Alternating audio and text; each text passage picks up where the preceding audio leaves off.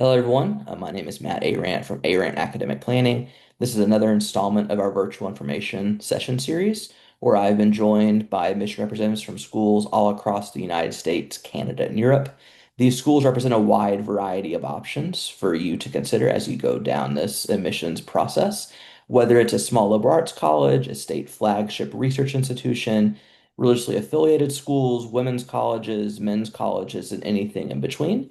And today I'm joined by Ali Sanchez from Trinity University in San Antonio, Texas. Take it away, Alisandra. Hey, thank you so much for having me.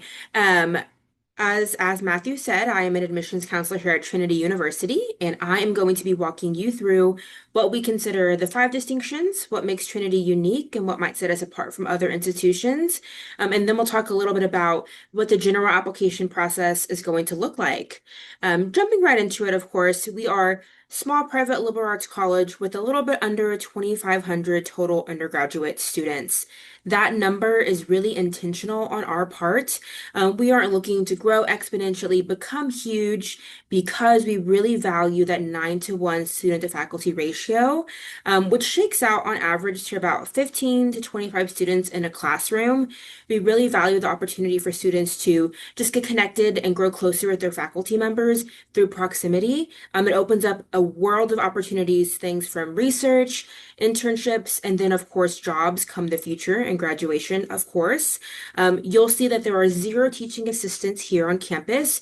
You will never be taught by the tired graduate student, nothing like that. You will always be face to face and in the classroom with your professor who has a terminal degree, who has gone as far as they can go in their professional and academic career. And now they're really looking back to give to students.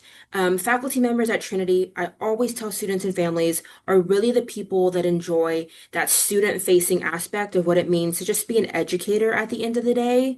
We have had students who accidentally butt dial their professors on a Saturday night while at a party, and the professor picks up and just wants to make sure that they're okay. Or professors who make extra time when they don't need to outside of their office hours to just check in with students who might be missing class, and ensure that they're not sick, they're not, homesick on a different kind of likeness of sickness, anything like that. So they really do look out for our students.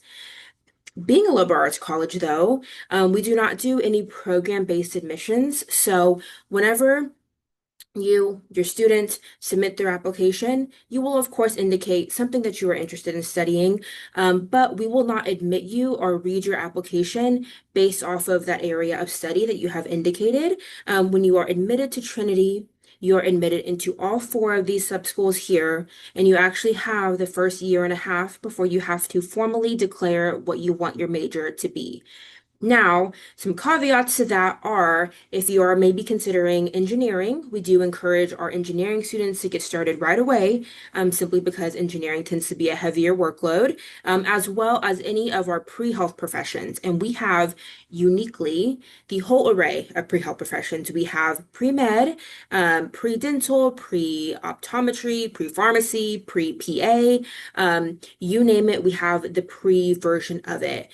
We also have pre-law, and that expands as well. That does not go forgotten here at Trinity. It is unique to find a liberal arts college that has the whole array of pre-health professions programs. We also have an AACS accredited business school, which puts us in the top 6% of business schools nationwide. I was once at a college fair, and I had a father come up to me and inquire a little bit about our business school. Of course, liberal arts college, so he was presuming we have economics, that's it. I had the pleasure of telling him we have a full business school. We have a 5-year Master's of Accounting program. We have a finance major that has a student managed fund built into it. So our finance students get to work with a real portfolio of our endowment. And he was amazed, considered it a real business school with that accreditation. So that accreditation does carry a lot of weight, even though often when I am explaining accreditations to students and families, sometimes it goes over their head or they're not as concerned about it at first. These are real and they really do matter to employers beyond graduation. Same for that ABET accredited engineering program. Really hard to get, hard to maintain, We have had it for a number of years now. But we have, the widest variety of majors, whether you want to combine and almost like build out your own major, if that is an option for you. We have students who mix and match that go engineering and art, that go, math and accounting. If there are two things that you're interested in, really one of the names of the game at Trinity is finding a way for us to bridge those two interests, and show you that there really is a career path, a future for you, whether you want to, double up, do maybe some art and classics, whatever you want to do, we can make it possible here. One way that we're able to do kind of like this whole whimsical array of so much is through this $1.9 billion endowment that we have. Looking at an endowment is a really good way to kind of get a feel for a school. For example, it can let you know if a university is doing well, healthy, and able to maybe like renovate buildings and things like that. Something that we do very often here at Trinity. Anytime students come through for a tour, they can see construction, and that's a really positive thing to see, ironically, on a college campus. Maybe not for current students, it can get a little inconvenient, but when you're thinking about a school, it's nice to see that they're able to update and renovate buildings. This is especially important for us here because we have a 3-year on-campus living requirement. We are a residential campus primarily, and we don't want students to have any type of uncomfortable residence hall experience, so we try to renovate a residence hall every summer. The positive side for students is that none of our residence halls are communal style bathrooms. They are all suite style for your first 2 years. And then you get the option to open up into our student apartment complex. We provide housing for all 4 years, but you are only required to live on campus for the first 3 years. Other things that come out of this endowment are scholarships. So the first way that you might experience this endowment as an applicant to Trinity is merit-based scholarship. Every student that applies to Trinity is going to be automatically considered for a merit-based scholarship. And should you be awarded one, you will be notified at the time of your acceptance. So you will know very early on what you are working with as far as the merit scholarship goes. Let's say you choose Trinity and you are here. This endowment will also provide kind of research funding, other scholarships across campus, for you whenever you are here. We also have over 100 student organizations, and that includes Greek life. So there is a ton of different opportunities for students across the board on campus. You can find something of your interest to catch your eye here. And if, let's say, you don't find a club that you're liking, you are welcome to start one as well. As far as research goes, that we put a lot of stock and a lot of value in it. At Trinity, there are very few graduate students, so you're not typically going to have somebody standing in front of you in line for, let's say, a research opportunity. Professors are going to be looking towards our undergraduate students and encouraging them to become a part of their labs, of other research opportunities that they may be aware of in the area or across the United States.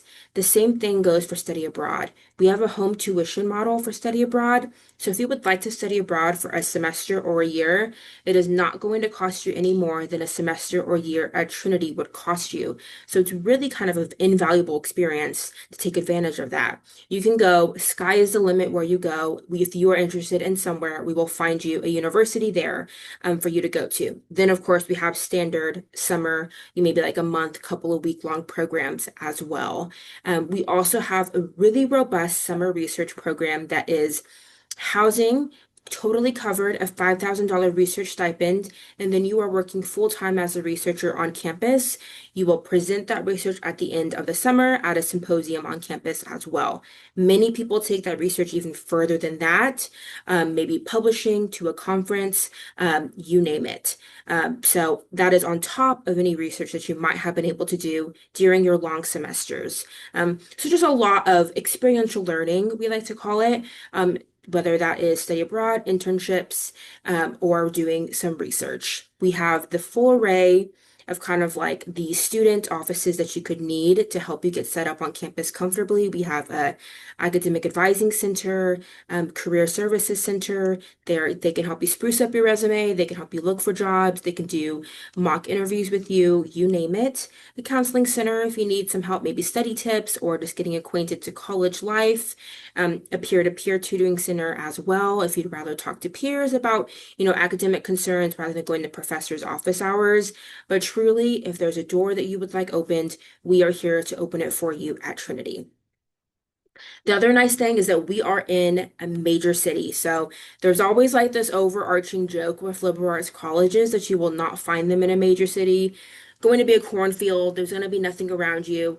Not here. If anybody is from San Antonio, you know that you can go like 15, 20 minutes any direction and you are in almost a totally different area of the city. It's really easy to get around. And that's going to be really beneficial for students who are maybe looking to do things off campus, want to do something fun, go to Six Flags, go to the Pearl, go downtown, but also students who are considering their internship opportunities during the long semesters. So we have corporate headquarters across the city of San Antonio that really do turn to Trinity and our students because they know they are getting a quality education. So places like Whataburger, USAA, Valero, Frost Bank, they're all really big pipelines for our students in San Antonio for internships, and then even jobs beyond that as well. We are the seventh largest city in the nation, so there is a lot to do, and it is continuing to grow.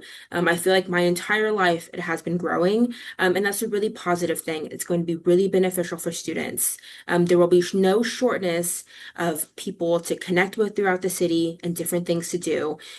Trinity being kind of in the heart of the city, we are about 5 minutes from downtown, 5 minutes from the airport, in a neighborhood called Alamo Heights. We really value getting our students off campus and out into the city. Even from a university level, we are, busing students to Spurs games. We are busing students to Six Flags a couple times a year. We are bringing concerts to campus. Young Gravy was here a couple years ago. We are bringing speakers like we had Venus Williams here also maybe a year ago, to speak to our students. So we're trying to also supplement their education with a lot of fun goings on around the city and making sure that they know that they're, positioned in a really unique place in a unique area and that they don't forget that ever. Most students don't forget it though, because we do have students from 45 states and 53 countries. So students are coming from across the world. They have, listened to an info session like this. They have visited campus. They have really seen what the Trinity education can provide, and they're bought in. They've seen that return on investment. We really value this kind of like bringing multitude of different perspectives, different voices into a classroom and having those all engage with each other. That's one of the best ways that learning can happen, this kind of like Socratic seminar style. And that is a huge kind of crux of the Trinity experience. One of the first ways that students feel that when they get to campus is through the first year experience course that every freshman is required to take. This is essentially your how to do college class, but we do try to put a fun spin on it. So you can take a class maybe like why people believe weird things, creative genius, social justice. There is a Being Young in Asia course as well that I know has like a buffet as their midterm. So that's a good, hack. You get some good food, and it's technically the midterm.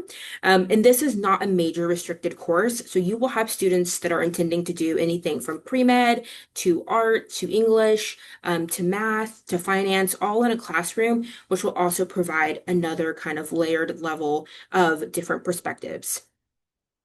Switching gears though a little bit about our incoming class from this past application cycle. So this past year we had a little bit under 12,000 total applicants, with a first year class that we brought in of about 601. Intentional on our part, again, keeping us smaller and because we never want to over enroll and bring in more students than we have beds available due to that 3-year residency requirement. So this is a kind of a comfortable amount for us. But from that 12,000, we had about a 25% overall acceptance rate. From the 25% admitted, the blue boxes there at the bottom of the screen are our middle 50%. So Whenever you submit your application to Trinity, we are going to recalculate your GPA on an unweighted 4.0 scale using only your core classes. Then we will go back in and reweight it with any rigor you've been able to take in high school. This is going to be AP, dual credit, IB, anything like that. So wherever you are at in your high school journey, please continue taking those rigorous classes because it does make a huge difference to us at Trinity. We never want a student to come in and be completely and utterly unprepared, and rigor is a really great way for us to see that you have been taking classes that are going to expect a little bit more of you, so you'll be well prepared whenever you get to Trinity. From the test scores, we are a test optional institution and we will continue to be test optional. So keep that in mind when you are considering submitting your test scores. Test scores can affect merit scholarship amount. So I recommend if you see your test scores in these boxes regardless, or you do not see your test scores within these boxes, that you connect to your assigned admissions counselor just to make sure that you're making the best decision about submitting or not submitting test scores. Because while we are test optional, we are not test blind. So should you accidentally submit your test scores by submitting them to us from, the moment you take the test, or if you have them on your common application, whenever you are submitting it for another institution, we will then have to take those test scores into consideration. For context, though, we admitted about half of our students last year test optional. So there are students definitely succeeding at Trinity that maybe don't even fall within this middle 50%. Keep that in mind. Same thing goes for the GPA. We do a holistic read here at Trinity. So not being within this range is not going to automatically throw you out of the running at Trinity. We truly do look at every piece of your application. And our applications are on Apply Texas, Common App, and the Coalition app. So regardless of what, avenue you are choosing to apply from, we will be able to access your application. There is no supplemental essay either attached to it, which is kind of nice. Um, as far as deadlines go, we have a couple of different deadlines you need to remember, November 1 and February 1, and those don't tend to change year to year. But as with most liberal arts colleges, we do tend to bring in the majority of our first year class through early action. This non-binding, apply by November 1, no by December 15th option. So if you are considering Trinity as one of your choices, I would encourage you to apply early action at the very minimum, rather than waiting for a regular decision. Regular decision is our most selective and competitive applicant pool. So it's just going to be in your best interest to get that application out of the way early. It will also open you up to hopefully coming back to campus for an admitted student event, getting a financial aid award offer sooner, all of that good stuff. We do also have two binding options, however, if Trinity is emerging as one of your top choices, early decision 1 and early decision 2. If you were on the periphery of the blue boxes I showed earlier, early decision might be a good choice for you, simply because it is the best way to distinguish yourself, and there is a smaller applicant pool from it. So it does see a slightly increased acceptance rate. It is also just nice to, again, know earlier as well. If you are considering early decision at Trinity, we offer early financial estimates to students. You can reach out to your counselor and they can send you the link for your convenience, but it is also available on the website.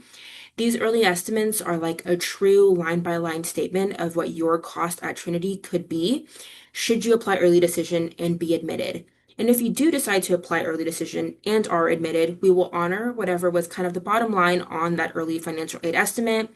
So let's say get an estimate back in August, you apply in August, you are admitted December 1st, you will already know your cost of attendance for the following year. So it makes committing really easy, really simple, and you are also not bound to apply early decision simply by receiving an estimate. So it's also a good kind of like temperature check as well. As far as application criteria go, pretty self-explanatory, pretty standard across the board. We really do value co-curricular involvement. We like to see kind of continual involvement as well. So don't skimp out on putting anything. Don't be humble. Put it all on there. Test scores, test optional again, so don't have to submit those. The secondary school report is going to be less of a counselor's letter of recommendation and more of a school profile, just to make sure that we are looking at you within the context of your high school. a teacher evaluation, and then this demonstrated interest is really, really important to us. It is optional technically, but we highly value students that have demonstrated interest to Trinity. And this is continued interest as well. There are a lot of different ways to demonstrate interest. That early decision application is one of them, but also come for a campus visit, come to an open house, or my personal favorite, an interview. So we offer interviews for rising seniors and seniors starting the summer of your junior to senior year. So we do Zoom and in person. So kind of wherever you are and whenever you want to do it, there's an option for you. They are about 30 minutes, and they're more of a chat for us to, get to know a little bit more about you, make sure that you are a good fit for the institution, but then also for you to get to know more about the institution and make sure that we still have the resources, the majors, the things that you want to do, that we are still going to be a good fit for you as well. And demonstrated interest is one of the first things that we really look at. So I do recommend doing some sort of demonstrated interest through your application process. In general, visiting the college campus of whatever schools that you're looking at is going to like truly be an immense help in that college decision process. So come down for a campus visit. This will bring us to our sticker cost of attendance. So this is our direct costs, so tuition and fees, room and board, as well as our indirect costs, which you will not actually see on your statements from us, but they are just things that we are estimating that you are going to spend when coming to college. So that is things like, books, dorm decor, gas home, maybe flights home, different things like that add up to that amount, which brings us to our total cost of attendance. This is, again, the sticker cost. It is what students see on their statements before the subtraction with their merit scholarship. So, I always recommend not thinking too much about this number. Typically, it is almost a ghost amount. Another reason that it can feel like you will never see this again is because of those merit-based scholarships. The deans up to the Murchison, if you apply at least early action and you receive the Murchison scholarship, you will then be invited back to campus to compete for the Trinity Tower Scholars. That is a full tuition and fee scholarship. So that would knock off $56,000 worth of tuition and fees and leave you with only room and board. A wonderful scholarship. We bring in and try to bring in about maybe like 18 to 20 Trinity Tower Scholars a year. So it is competitive, but well worth it. And you can only kind of be in the running for that if you apply early decision one or early action. So again, getting your application in earlier will be to your best benefit in a multitude of ways. If anybody is potentially interested in something STEM related, so that's going to be any sciences, any of the maths, as well as psychology, you can apply for the STEM scholarship. This is another full tuition and fees scholarship with a $5,000 research stipend kind of tacked onto it for you to use for research purposes throughout your 4 years here at Trinity. We typically bring in about 3 to 4 STEM scholars a year, so also highly competitive. Maybe art, theater, or debate are more of your taste. We have the Baker Duncan Scholarship, and then we also have a music scholarship as well. This is open to students who are whatever major they choose to be. They do not have to be a music major or minor to receive the music scholarship. They just have to pledge, about, equivalent to a part-time job, to the music department, to an ensemble, to an orchestra, a year, to be able to receive the music scholarship. And the music scholarship is also for our choirs, for vocal as well. This will bring us to need-based financial aid. So we want to make sure that we're getting the entire picture of the student. So if you intend to apply for need-based financial aid, we will need both the FAFSA and the CSS profile. CSS profile I recommend doing first, just because it's been a foolproof way for us to ensure that we're getting the students the most comprehensive award package, but we will need both come the time you enroll. If you know you will not qualify for any need-based aid, then we do not require either of these applications for any reason, which then will bring us to kind of outcomes, the return on investment. What do you get for coming to Trinity? We have about a 98% positive outcomes rate, which is higher than the national average. Really just means the students felt comfortable. They knew where they were going next, and they never felt like just like a number in the crowd, somebody who students weren't valuing. We also have about this 90% med school acceptance rate, which is significantly higher than the national average, which I think is in the 40s. Because we're undergraduate students, we're able to access opportunities like shadowing, research, internships, and things like this that maybe their peers at other institutions are not able to do until graduate school. That really does feed into this percentage and help increase it. The Trinity name does also carry a lot of weight throughout Texas and the United States, which I think is something to consider whenever you're going through your college application and decision-making process. So that is also something. Number one in Texas for alumni employment rates. The alumni network are some of the greatest people that I have ever had the pleasure of knowing. Um, Kind of, Trinity in a nutshell, but here are all of our socials and the ways that you can get connected with your admissions counselor. If you scan, you can find out who your admissions counselor is, how to get in contact with them. Thank you for having me. Any questions? Yes, thanks, Allie. A couple of questions. I guess we'll start with financial aid, 'cause that's usually probably Hmm. when you do those fairs, that's one of the key questions you get Oh, from yeah. everybody, right? About costs and all that. So you mentioned the early financial estimate, right? First of all, Hmm. kudos for y'all doing that. Not enough schools that have ED do that. I worked for one school Hmm. that did, and that was one thing we really try to reiterate with families. So Yeah. when folks request that, does that, when they get the results back, does that include both merit and need-based aid, or is it just need-based aid? It will include merit and need-based. Okay. So they will have to go through and submit the CS's profile. And typically, if they're submitting one in the summer, it's going to be for the year before. So they will then have Hmm. to resubmit it come October. That can be a little bit annoying, but it's worth it because I mean, you're getting to know your exact merit and need-based aid that you might be eligible for. Okay. And so that means they would need to submit an application or something along in order to be evaluated for merit, right? So whether it's a transcript or what other Mhm. materials are required in order to receive that early Yeah. estimate. So it is just the transcript, and Okay. then test scores if the student is intending to apply with test scores.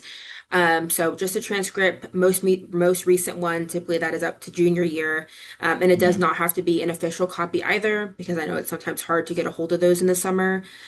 So just the transcript, the CSS profile, and like the form actually on the website, it'll be good to go. Okay. And you mentioned also that y'all have the four different schools within the university, but you Hmm. don't admit by program. So Hmm. just to clarify, when I think about schools that have, or colleges and universities that have business schools, that's Hmm. usually much more competitive than arts and sciences from a GPA and Hmm. test score standpoint. So just to clarify, even if you know you want to study business, you're still that GPA and test score range. That's not school specific. That's for the entire applicant pool, correct? Yes, you are 100% correct. That GPA and test score range that goes for every major and minor from finance to engineering to English to anthropology, all of them. Okay. And then in terms of like you mentioned all the different pre-professional tracks. Hmm. And so another hallmark of liberal arts colleges, typically they have agreements with universities for certain like engineering, architecture, Hmm. articulation agreements for medical school, things like that. What specific ones do y'all have? And I guess what would be the most popular ones that you see kind of on a year-to-year basis? Hmm. So we don't have any, since our engineering is like a full BS, we don't have like you spend 2 years here and then Oh, you go so two no years 3-2 or 3-3. Okay. Nope. But with that, we also don't have any kind of like you do your 4 years here and then you're automatically admitted into like so and so medical school. We don't have Mhm. any agreements on that end as well. Okay. Same for like dental, pharmacy, all of that.